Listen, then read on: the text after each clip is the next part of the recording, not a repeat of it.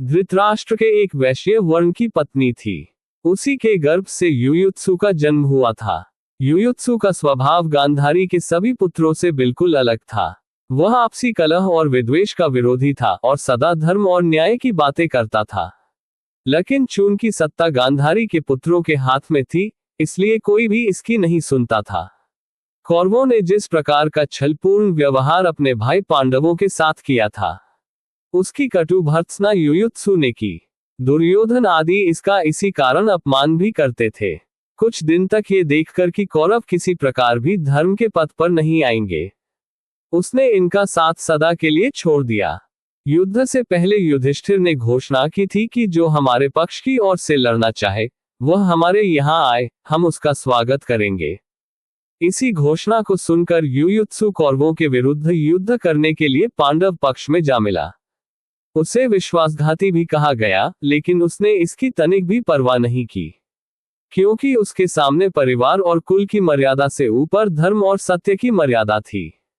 उसी की प्रेरणा से उसने कुल और परिवार के उन बंधनों को काट दिया था, जिन्हें भीष्म जैसे योगी और द्रोणाचार्य जैसे पंडित भी नहीं काट पाए थे। भीष्म पितामह और द्रोणाचार्य पूरी तरह समझते थे कि कौरवों ने पांडवों के साथ अन्याय किया है।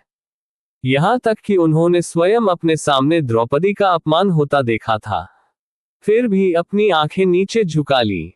वे कौरवों के इस अन्याय पक्ष का साथ तो छोड़ना चाहते थे, लेकिन नमक के धर्म में बंधे रहकर इसके लिए साहस नहीं जुटा पाते थे।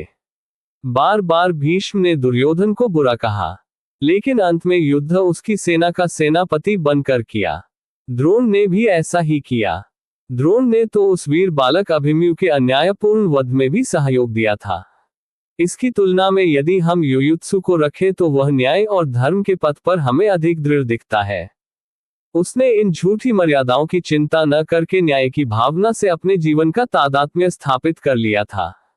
कुछ नासमझ व्यक्ति उसको विश्वासघाती या कुलघाती कहते हैं, लेकिन जीवन के सत्य की विराट आधारभूमि पर चिंतन करने से पता लगता है कि वह बड़ा ही सच्चा शूरवीर था। पांडवों के यहाँ उसका अपार स्वागत होता था।